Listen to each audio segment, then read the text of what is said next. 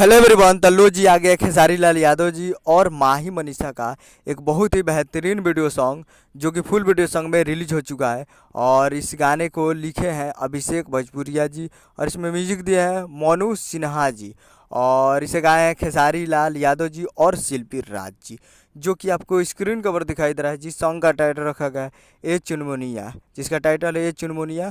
और ये video song में है खेसारी लाल यादव जी और माही मनीषा जी। फिट में है माही मनीषा जी।